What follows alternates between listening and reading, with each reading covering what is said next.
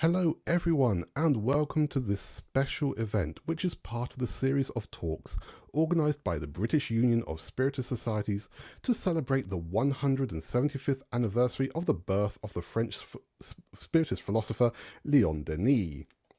There we go. My name is Adam Osborne and I'm here on behalf of Kardec Group and on behalf of BUS, and today we are going to be joined by Faye Waddington, who will be talking about the book The Mystery of Joan of Arc by Léon Denis. This event has been organised by BUS, the British Union of Spiritist Societies, and is being streamed on both YouTube and Facebook in partnership with the Irish Spiritist Federation, Kardec Radio and Kardec Group. Please make sure that you give a thumbs up, like and share this event, and don't forget to follow and subscribe to these channels too. And don't forget to send a hello and let us know where you're watching from, because we like to see who's with us and where they are. So make sure that you stay with us until the very end, as we will obviously have a few announcements and a Q&A with Faye. And we do have quite a few people already saying hello in the chat, so thank you all for being with us. So let's bring on our slightly nervous guest, Faye. Hello.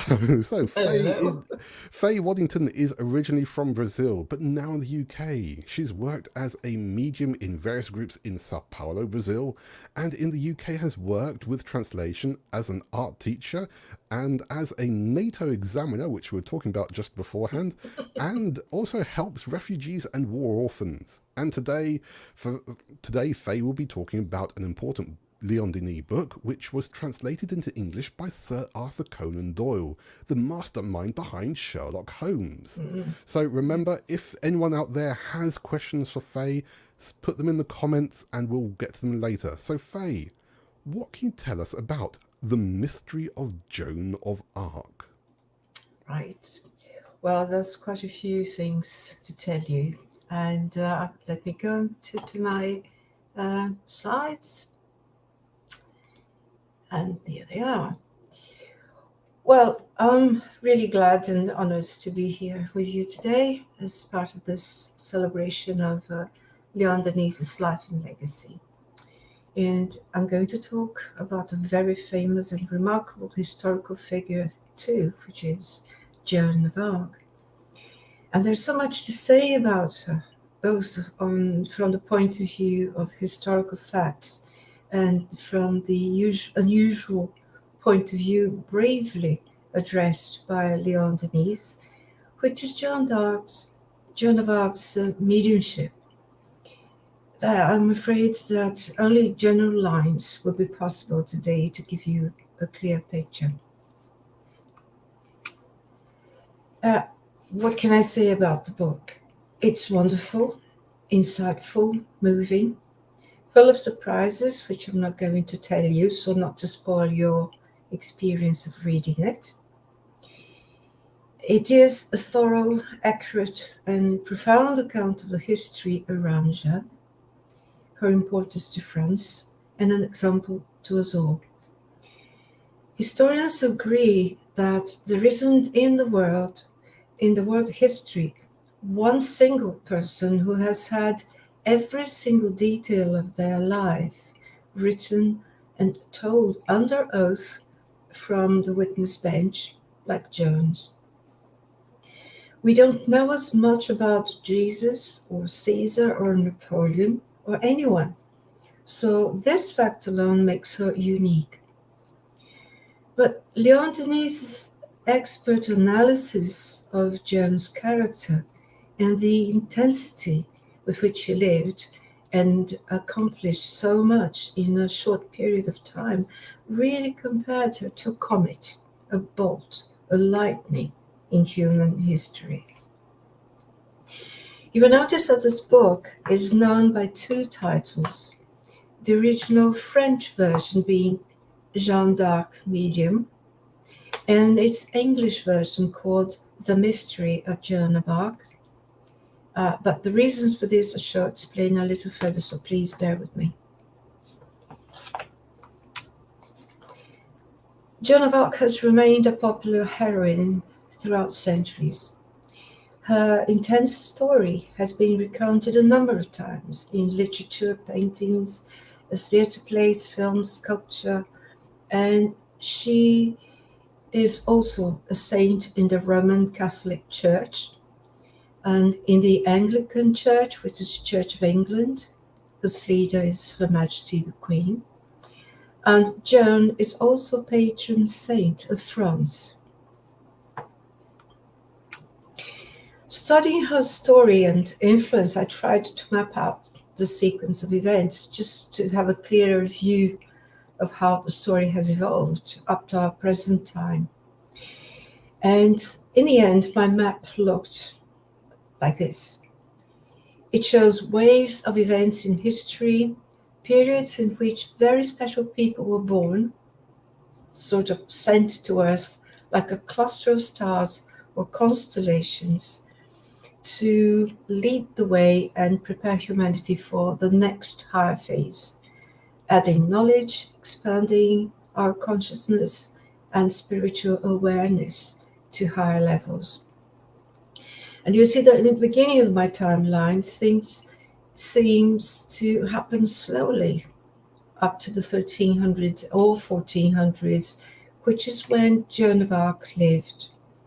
And then later on to the other end, about 400 years later, life seems to start speeding up from the 1800s, which is a time when Allan Kardec and Léon Denis, among others, lived. So when they were born to become philosophers, scientists, artists, and bring us the scientific approach to spiritual realities and enlightenment that we're talking about today. In the Middle Ages, around the year 1000, a long time ago, very few people could read or write, and oral tradition was the way to pass on teachings and beliefs to the ordinary person, which was just about everyone, except for the cleric. There were some prophecies repeated over time, and the most important, mind you, was attributed to nobody less than Merlin. Yes, Merlin, that medium, the magician, the soothsayer, who advised and protected King Arthur. Some people say that Merlin really lived in England, others say that he was a mythical figure. In any case, the fact is that he's supposed to have said that France will be lost by a woman and saved by a virgin from the oak forest of Lorraine. And he went on. He said, a maid of honor and sacrifice who would become the savior of France, a maid of humble beginnings who would come from the borders of Lorraine or from the area of the oak forest. She would be dressed in armor, carrying a sword, and riding a white stallion, or what horse. In other accounts, she would emerge from the oak wood and perform miracles. Though several other prophecies, even in Hungary, said the same that Merlin did, announcing her arrival. Now, when the prophecies referred to a woman, they probably meant a married woman. And then the prediction made sense because French queens sometimes married English kings, who would then rule both countries, England and France. In the 1300s, in the late 1300s, the French Queen Isabel of Bavaria, but she was French, became a widow, and she married King Henry V of England. But she had a son called Charles, and the Dauphin at the time, he was the eldest alive. And so he was the heir to the throne, and the French people, who did not support the English that much, preferred to be ruled by their own and rightful king. their French king. So in 1337, this was what started what we know as the 100-Year War, which actually lasted 116 years, with the French fighting to send the English away from France. Now, in the middle of this 100-Year War, in the French region of Dordogne, in 1412, Joan of Arc was born to become an extraordinary young woman because she was so ordinary as a girl. She enjoyed a normal upbringing in a relatively wealthy peasant family. She helped her parents with the usual work in the farm, tending sheep, spinning wool, sewing, that sort of thing. They had a 2-story stone house, which suggests that they were not poor. In fact, her father was the elected mayor of that village. So the house was built close to an oak wood where Jean used to play as a child. And she used to play particularly close to one oak tree, which she and the other children called the fairy tree. And there they would pick up wild flowers and make garlands to decorate the tree as presents to the fairies. And Joan preferred instead to take the garlands to decorate the church nearby. Descriptions of Joan say that she was pretty, feminine, intelligent, demure, generally a quiet young lady, but she was also resolute and a bit of a tomboy, with a sharp tongue if she had to give a straight answer. And later on, she was able to display a masculine courage and determination when she became a soldier. When she was 12 or 13, she started to hear her voices, as she called. And this was the first documented evidence of her mediumship. At first, she said that the voices just told her to keep on with her prayers and to be a good girl, thus establishing with her a bond of trust. Her voices prepared her for the future. When she was 15 or 16, she started to hear her voices with more messages and could also see the entities, the spirits who communicated with her. She could embrace them and feel the delicate fragrance too. She said that they were 3 spirits of light or very high rank who introduced themselves as the Archangel Michael, Saint Catherine, and Saint Margaret, the saints of her devotion. Léon Denis explains in this book that whether these were actually the spirits' real names or not is not so important, because they were certainly spirits of light, and since physical appearance can be a choice of convenience of high spirits to help them in their work, they could well have chosen the appearance and names of the saints of Joan's devotion, so as not to frighten the young girl, because preparing Joan for her mission was more important. At the time France was divided like this, the areas marked in red being under English control. And the voices told Joan that she had to first meet the king, help the king to be crowned, and lead the king's army to send the English away from France. It was a huge task. And Joan had questions. She would ask, look at me. I'm just a peasant girl. I can't read or write, let alone ride a horse. And the voices replied, have faith, trust the messengers from God. God will teach you how and will protect you.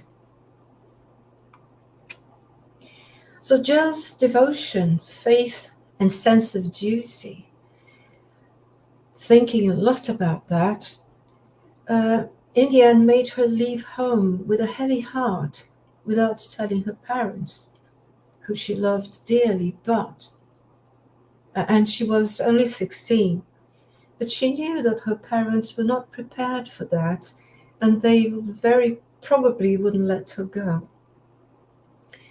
She asked an uncle to take her to meet the king's commanders in a nearby town.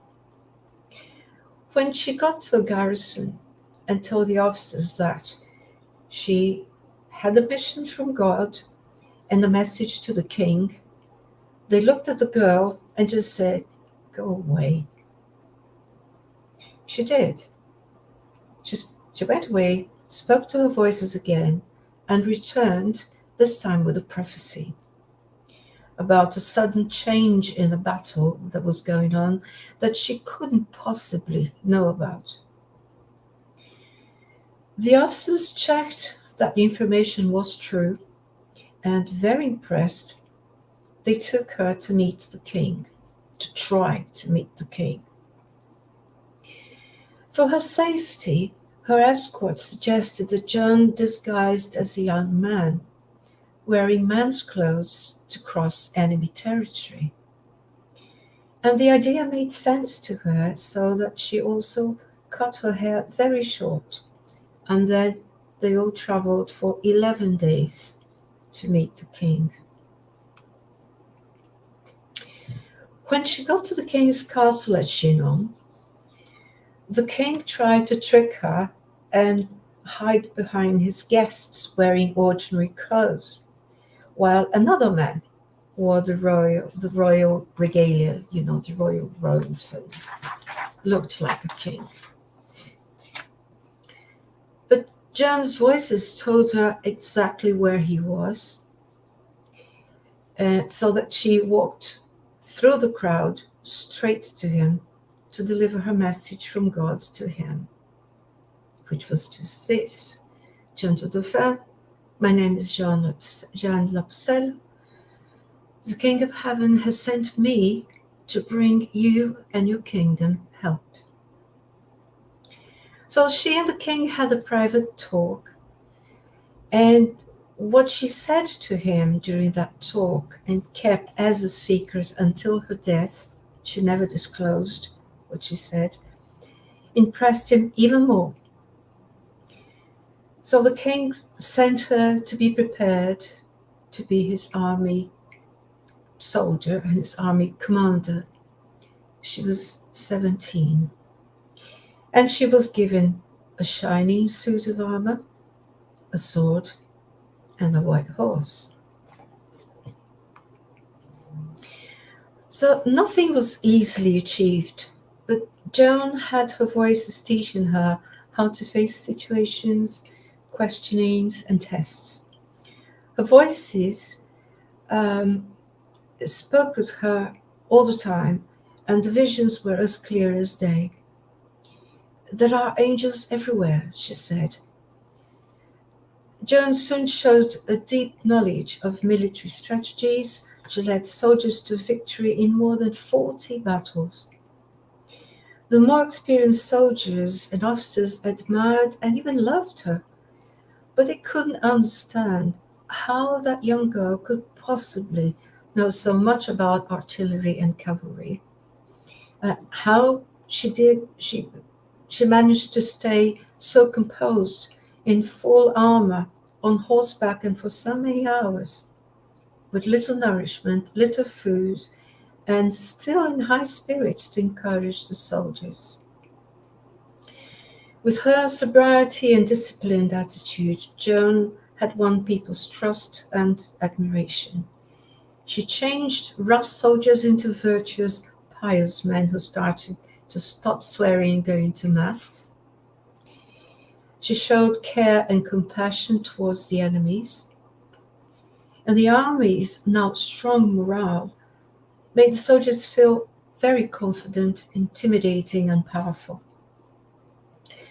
Some of the battles were won without the need of a fight even, because the enemies would set off and retreat at the sight of Joan's army.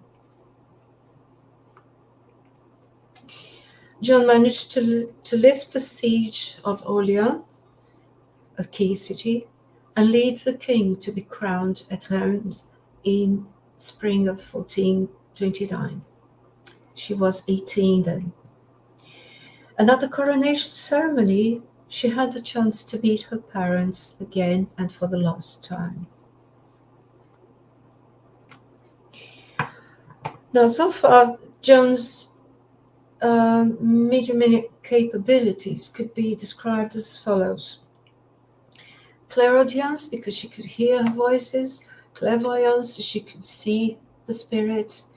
Her sense of touch and smell were very subtle and could perceive presence and fragrance even by touch. She had premonition, she could tell about the future events. Empathy, she could feel or relate to other people's feelings.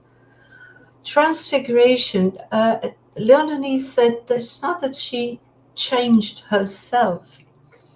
It's not that she would assume a different look, but many people described her in different ways. So she would be seen differently by different people. So there are documents of descriptions of her different physical aspects. So she displayed sensitivity, a prophetic ability, and transcendence, which could feel, so she could feel beyond herself to know what other people felt. And she could rise above something to a superior state beyond the ordinary limitations. And you can find more details and explanations about these mediuminic abilities in the Medium's book, especially in chapter 16, Special Mediums.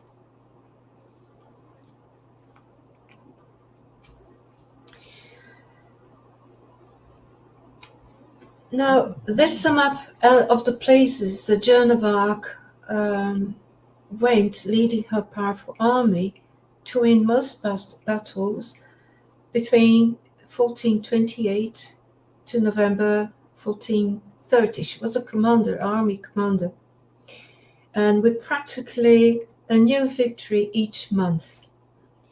And Léon Denis describes and explains how she outperformed even the strongest soldiers, how she could bear wearing a full suit of armor that normally adds 20 to 30 kilos to one's own body weight, on horseback and for many hours in journeys, and barely eating.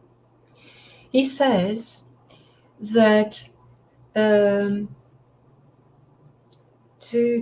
write this book, Léon Denis received the teachings and inspiration too, which taught him that Joan's incredible energy came from the way her body would be replenished with vital cosmic fluid during her hours of sleep.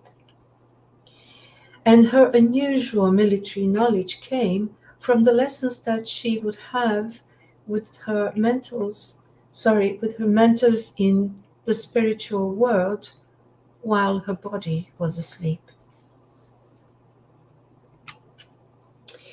Joan also predicted times when she would be wounded in battle. She would heal herself, remove arrows herself. Dread to think of that. And she would recover quickly and return to the battlefield.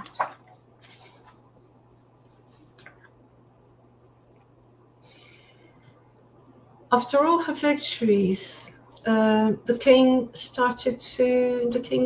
enthusiasm started to wane a bit, and he started to think it was time for his generals to take control of the army, and so he wanted John to stop, but he wouldn't say that clearly. But she still was imbued with her mission. She hadn't accomplished her mission. So even with less support from the king, she carried on because her army was ready. So by the end of 1429, as a sign of gratitude and trying to stop her, the king wanted to give her and her family a title of nobility, which he did. She refused to stay in the castle with other noble ladies and insisted on finishing her mission. Her family took the name de Lis, as in fleur de lis. Her premonition and perhaps a spiritual memory there made her fear treason. She told a friend, "I fear nothing except treason." Not long after, probably by accident, a drawbridge was closed too soon and did not allow her to cross it. An English bowman, an archer, took the chance, dragged her off her horse, took her as prisoner of war, and in the end, she was sold to the English. She was sold to the English.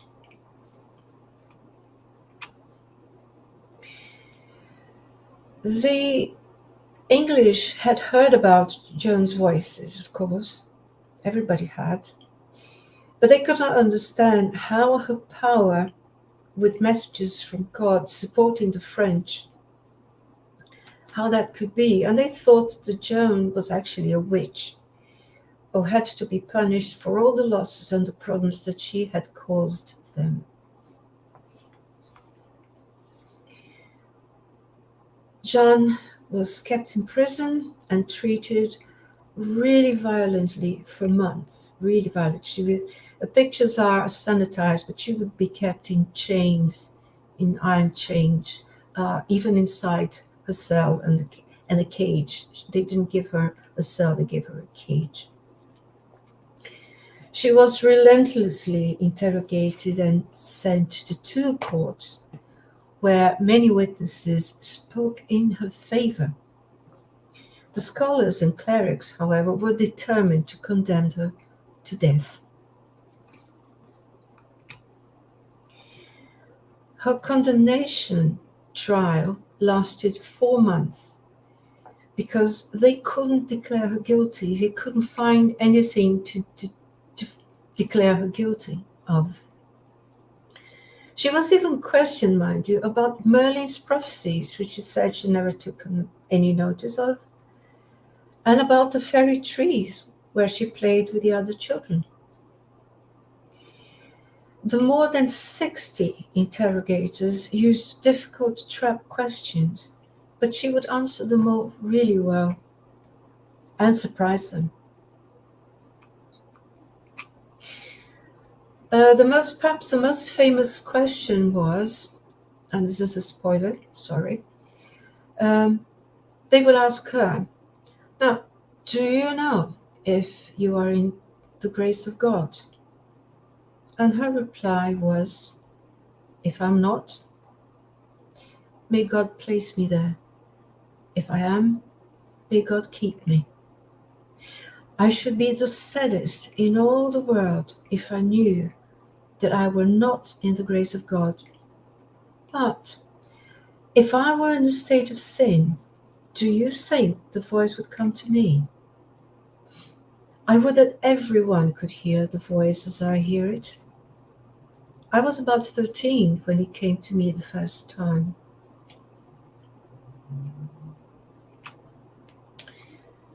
She was accused of heresy for wearing a man's clothes, because it was forbidden in the book of the Bible. Of course, they conveniently forgot that in her case as a soldier, wearing a man's clothes was the thing to do. But no, that was her fault. Sorry. Exhausted, broken, Joan was asked to sign a promise that if she didn't wear men's clothes anymore, she would be sent to a women's prison. She was in a men's prison up to that point. As she couldn't read or write, she said, well, remember, I can't read or write. What's it written here? He said, well, that's it. You promised not to wear men's clothes, and you said that the voices were false.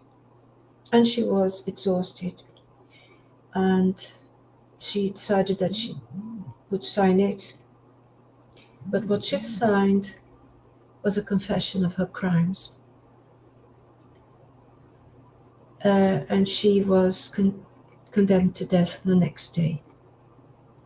She had been told by her voices that her suffering was about to end, and she was condemned to death by fire. The process of condemnation was a huge document, but after that, the war was over in 1453 with a peace treaty, and people were still protesting about her death. And the same king, Charles VII, with the Pope at the time, Callisto III, decided to open a process of rehabilitation in her respect. And that was 25 years later. And this process took even longer. They called all the former witnesses for the previous trials and many more. There were hundreds of witnesses. So they were all listened under oath, and Joan was found innocent. Léon Denis tells us the historical details of this episode, highlighting the devotion and firm trust of Joan, who knew that that would be her end on earth. And he talks about the pointless cruelty of her persecutors. And he, in his magnificent style, he makes the chapter compelling reading. About 400 years later, in the 1800s, saw a general progress in societies, the arts and scientific discoveries, and Allan Kardec was born in 1804 to develop his groundbreaking research into the spiritual world and codify Spiritism as we know it. In 1835, remember I said that there were clusters of stars that descend to Earth at certain times? So, starting with Kardec. 1835, Mark Twain was born to become a famous writer, deeply interested in spiritualism and Spiritism, so he knew about Kardec's work. And he studied all the documents about Joan of Arc, hidden in dusty libraries. It took him 12 years to study them all. And he wrote his last book ever, called Personal Recollections of Joan of Arc, which was the whole story, a very accurate story, but written as if told by her best friend, her childhood friend, who had been a witness in her process. And Mark Twain loved Joan of Arc, was fascinated by her story, brought her documents to light again, and was convinced that that was his best book ever. And he died after writing this book. In 1846, Léon Denis was born, also to become a notable Spiritist philosopher, the lecturer, the writer that we know, continuing magnificently Allan Kardec's work with his profound views and books. In Léon Denis' time, a second French Revolution destroyed every single image of Joan of Arc, the pictures from pictures to church windows, everything. So No reference of what she looked like were left. In 1899, the beatification process by the Catholic Church was carried out. And in 1912, Léon Denis wrote his book, Jeanne d'Arc, Medium. In 1859, Arthur Conan Doyle was born, to become a physician, a doctor, a writer, totally supportive of Spiritism, and also conducting scientific research about it. And he even had a library, a psychic book shop in London. Of course, Léon Denis and Conan Doyle would eventually meet due to their studies, their affinity, their liking of spiritual matters and interest in spreading their knowledge, as well as spreading the teachings about Spiritism that they had learned from Kardec. Léon Denis then invited the best possible translator for his book, which was Sir Arthur Conan Doyle, to produce the book's English version. Totally fascinated by the depth and richness of this book, and having received a free hand, so total trust, to translate it in the best way he could, Conan Doyle chose to adapt its title to The Mystery of Joan of Arc, thinking that this title could target a much wider audience of readers who had a lot to discover about Joan of Arc and Léon Denis's totally new perspective, presenting Joan of Arc as a psychic, as a fully developed medium, a true messenger of God.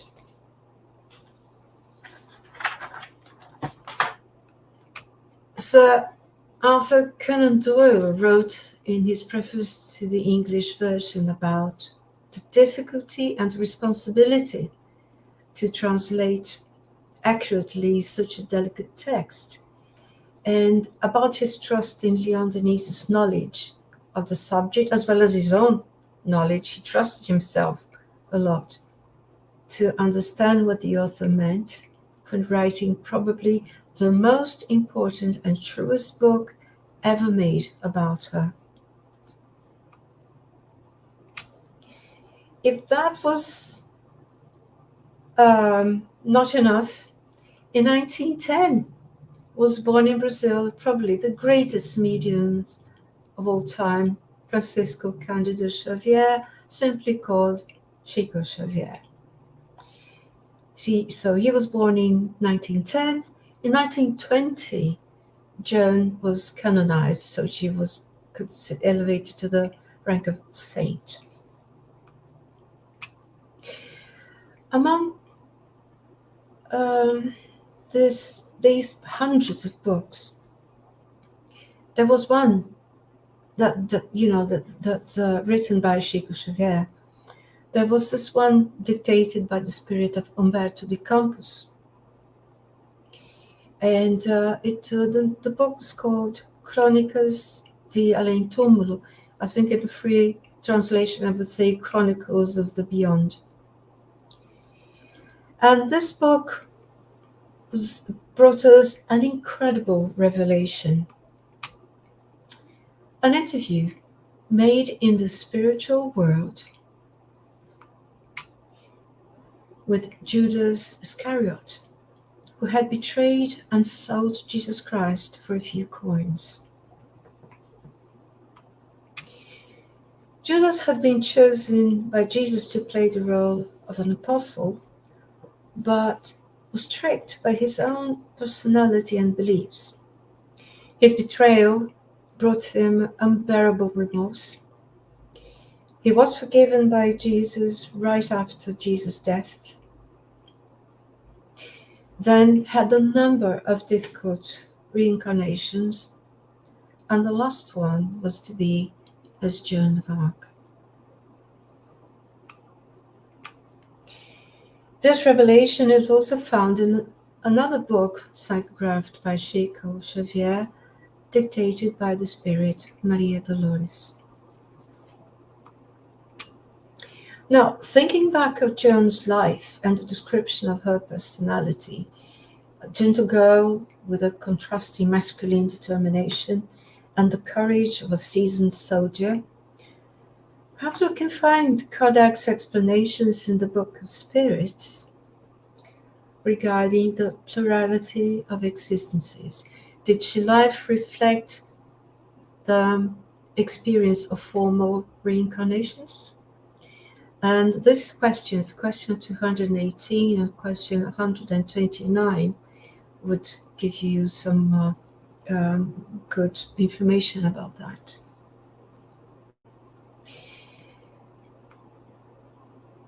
Regarding her attitude of being free and eager to learn, there is some information in the Bible in Luke 11:9, reporting what Jesus says, I say to you, ask and you will be given. Seek and you will find. Knock and it will be opened for you. And in Allan Kardec's The Gospel According to Spiritism, chapter 25.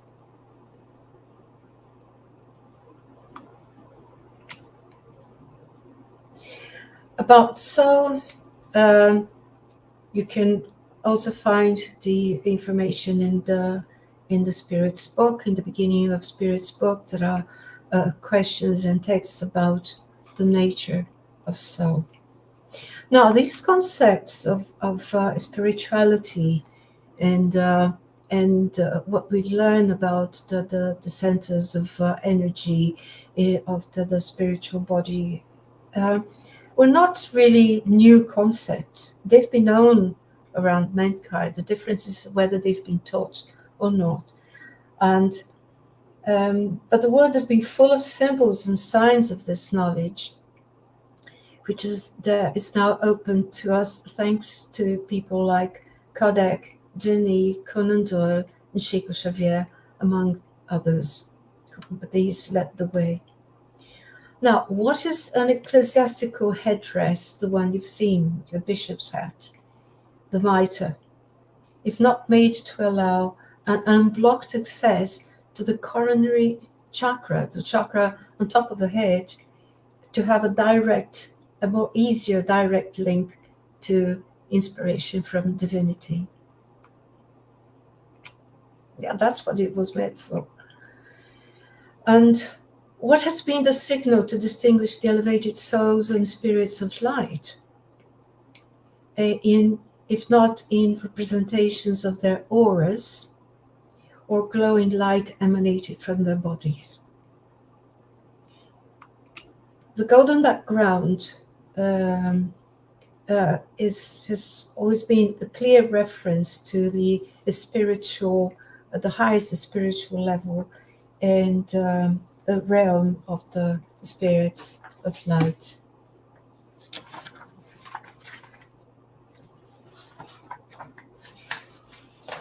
So, the more important than receiving the messages and guidance from her voices was what Joan of Arc did with them, the manner in which she put inspiration into labor, into action. Instead of thinking that she received an impossible request through an impossible level of communication, her faith led her to reason, ask the right questions, wait for the answers, and accept that there would be a right time and a place for everything. She was led to see that her body did not really limit her soul, but was a vehicle, and between this material, it was a vehicle between the material and the spiritual world. That the barrier between them was more similar to the surface of a body of water than to a brick wall. Finally, Léon Denis wrote about mediumship in his book like this: little by little, we see a new science building itself up and conveying to all a knowledge of the laws which rule the invisible universe. Soon we shall learn to cultivate these precious faculties and to turn them into instruments for those great souls who carry the secrets of the beyond. And when finishing his translation, Arthur Conan Doyle added to his final notes that the appearance of a maid in shining armor is one of the visions which has again and again been reported by our clairvoyants who helped him and who had heard nothing of the views of Monsieur Léon Denis. Alas, Joan had been there, assisting them both to produce this book. The book ends with a beautiful message sent by Joan d'Arc herself. And I'm sure that reading it will be as moving to you as it has been to me. Thank you very much for your attention.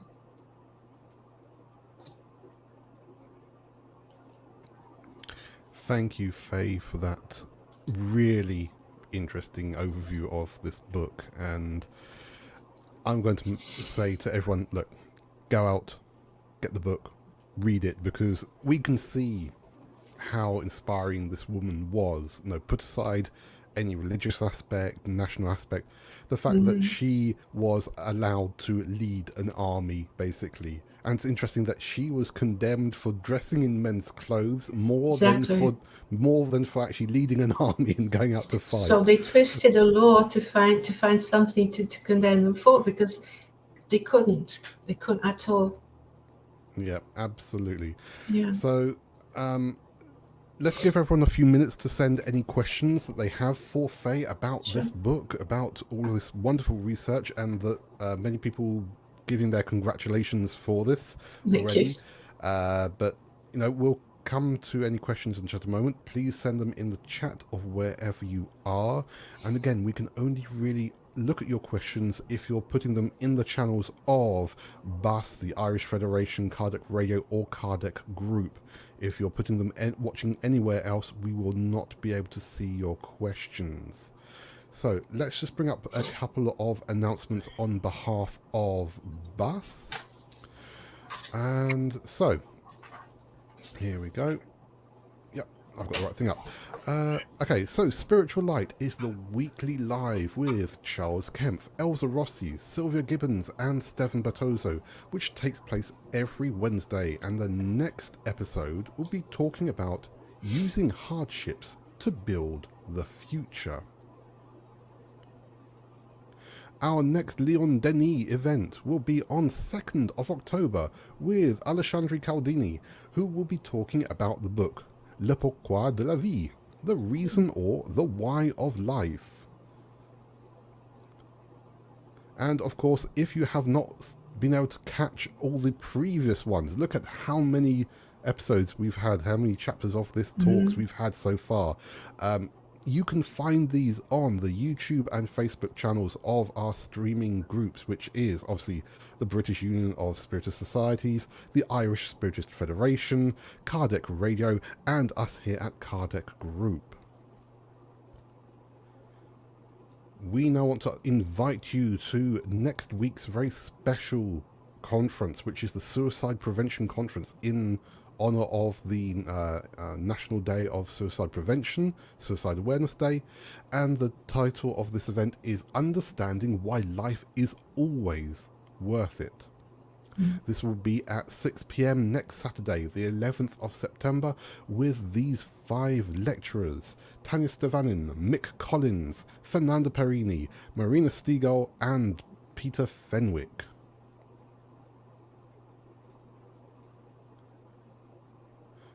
The Joanna Giangeli series of talks by the Spiritist Society of Bournemouth and Paul Christian Spiritist Church is still taking place every 2 weeks on Facebook and YouTube of these same groups. They've had very interesting talks so far, so please make sure that you follow that and watch them when you can. And of course, you can always catch up whenever you want. And of course, we now have to promote Insightfully Speaking, a podcast produced by us here at Kardec Group, which is available on YouTube and all main podcast platforms. The most recent episode, as we can see here, episode 5, is with this young chap, Wagner Giassis, who is the director of the fantastic films Nosolar, the adaptation of the Chico Xavier book, as well as the director of the Netflix phenomenal film Kardec, which is, well, I think the name gives it away as to who it's talking about. And he is with us, and he talks about these films as well as some of the very exciting new projects that are coming up very soon. So go to just search for Insightfully Speaking Kardec Group on any search engine, and you should find the links on YouTube, Apple Podcasts, Amazon Music, etc., and you should find episode 5 available now, episode 6 coming out very soon. And we also want to take this opportunity to thank everyone who's been donating to the High Five fundraising campaign, also run by us here at Kardec Group. The High Five campaign raises funds for 2 very important charity groups in Brazil who help hundreds of people from poor communities, from the local communities of these 2 groups, which is Grupo Espírito Sheila and Instituto Multirão. Now, these groups help with the basic necessities, including food, housing, and work. And so please, please, please, if you can donate just a small amount every month, please do, because that will help to put food on someone's plate and a smile on their face. So go to our website, www.kardec.org.uk/high5, all one word. Everything is there on the screen for you, and you can get more details about the campaign, about the groups, and how to donate. Either donate directly to them or via us here at Kardec Group, especially if you're in the UK or Europe. And of course, if you're looking for any Spiritist group here in the UK or want to know more about Spiritism, please go to the BUS website, www.bus.org.uk, that is BUS with 2 S's, and you can find a list of all the Spiritist groups here, and most groups are having activities as normal each week, but online. So you can find activities almost every single, well, actually you can find activities every single day by groups here in the UK, in English and in Portuguese. So feel free to contact BUS. So www.bus.org.uk. You can also email and also follow BUS on Facebook and on YouTube. Okay, so let's see if we have any comments from anyone. Well, we've got quite a few comments. Really? Yep. So our dear Elsa Rossi says, wonderful book, thanks dear Faye for bringing it to light. Thank you.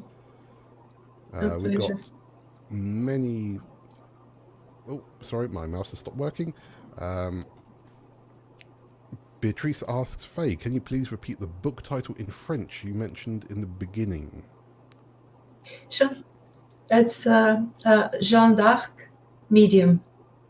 Very simple title. Yeah. Yeah. It's just that the word medium, Conan Doyle thought it was too very directed. I mean, very, very much in the face, very straightforward.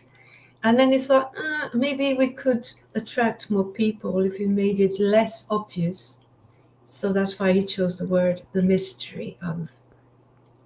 Well, we have to remember he wrote the books of Sherlock Holmes. Oh, yes, so yeah. Of course, he wanted to have mystery with everything. Oh, yes. So we have a few comments in Portuguese as well. Sure. And Chris saying, incredible, thank you so much. Actually, let's say hello to everyone who's been with us today. Just got a few more comments coming in. So we have to say hello to Ruben, to Elsa, to Munir, to Wendy, Elsa Lee, Leah, Beatrice, Don, Val, Abadi, John, Bruce, Chris, Marco, and we have Vanessa and Saloni as well with us, and quite a few others. But that's only half of the people who are actually watching. Many people are a bit too shy to actually say hello in the chat. But yep, Grace says congratulations, very interesting. Hi, Grace. Thank you. Beatrice, thank you so much. That's my sister. Thank you. Munir, thank you so much. John DeRosa in America has said, oops, sorry, let me put his first one up first. It's interesting how Joan of Arc was put on trial, persecuted, mocked, tortured, then burned at the stake. Very similar to what happened to a guy called JC 2,000 years ago. Exactly. This was actually a comparison. I didn't put because it would be then you can't say that in only one line, but it's true. Léon Denis considers that if there's any, that's probably nobody, and that would be to that rank that could be compared to Jesus Christ's suffering, because what she did was horrendous. Yeah. Even before death, it was, yeah. And John also put, did not realize that the English were responsible for her persecution and death. It was unfortunately, it was the English and the supporters and the French. The thing is, for the French knew that they were sure that they were being led by somebody, by a messenger from God. So God was on their side. English said, how can we find somebody who's got God on their side? So no, that can't be true. It's just got to be a witch. That's funny.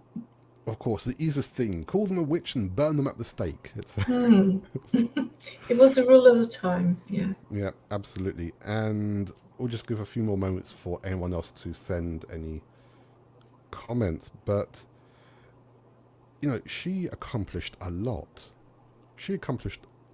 And we can see some parallels with some people more recently. But, the fact that she was hearing voices, that was never really questioned so much and condemned, but no, she was hearing voices, which, that was mediumship. Yes, exactly. But what the inspiration tells me is that they were playing intellectual chess. She and the clerics and the scholars and everyone, because they knew what she was talking about. Because those concepts were not new, so they used it. The parament, the headdress the church uses is based on that sort of knowledge. Exactly. That's why I put it there. Exactly, and we know that those kinds of traditions also come from thousands of years ago. The Egyptians as well, the Egyptian priests, the Jewish priests as well, throughout all many religions, some kind of element to help bring that divinity to them, the mediumship. Exactly. So she knew that they knew, and the voices knew. So the thing is that so that's why they couldn't win the battle. Because in the end, they were talking about the same language. But how could they justify their power if somebody else knew what they were talking about? Knew as much, if not more. Absolutely. Yeah. Another message from Grace saying, great lecture. We loved it. Surprising. So nice to see you. Thank you, says.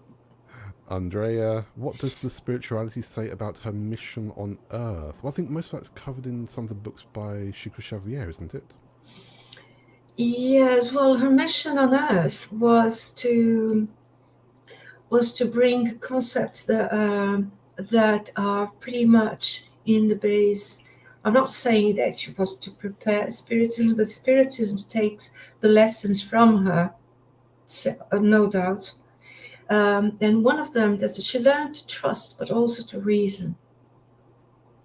So she was free to ask questions and see if they made sense or not, and decide that if she knew that they made sense because she knew she understood the answer, or because she wasn't prepared to understand the answer. So she would have to wait and be more instructed and learn more and then question again.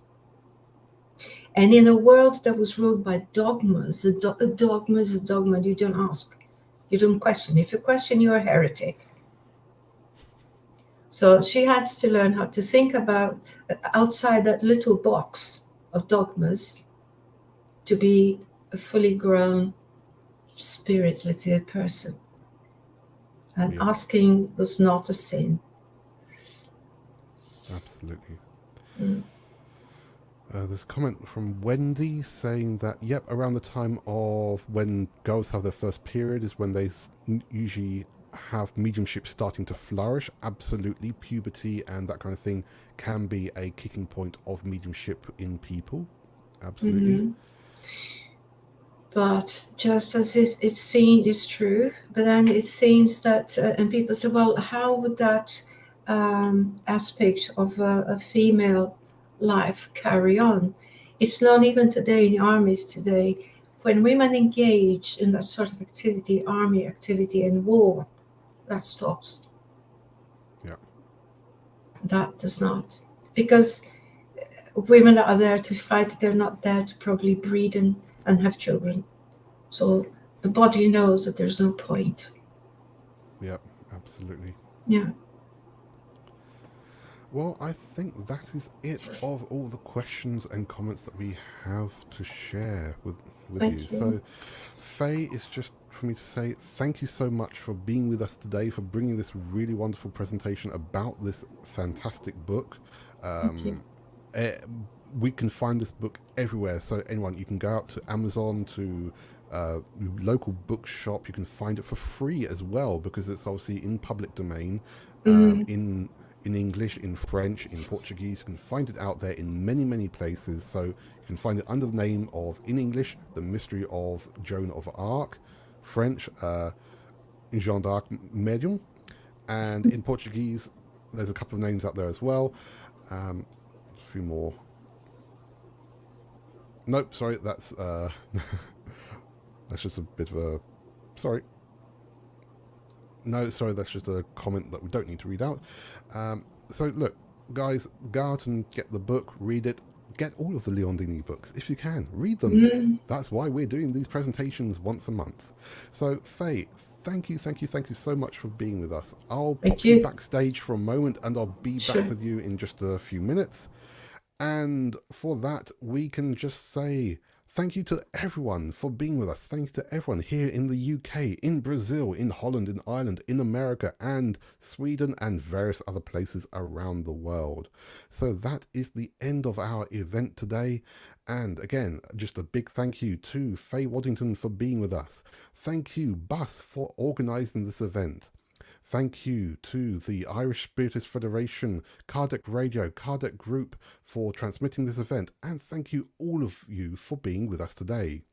So I will be back with you next Saturday at 6 p.m. for the Suicide Prevention Talks, Understanding Why Life is Always Worth It. And then on 2nd of October with Alessandro Caldini for the next Léon Denis presentation. So thank you all for being with us. Please take care, be safe, and we hope to see you all again very, very soon.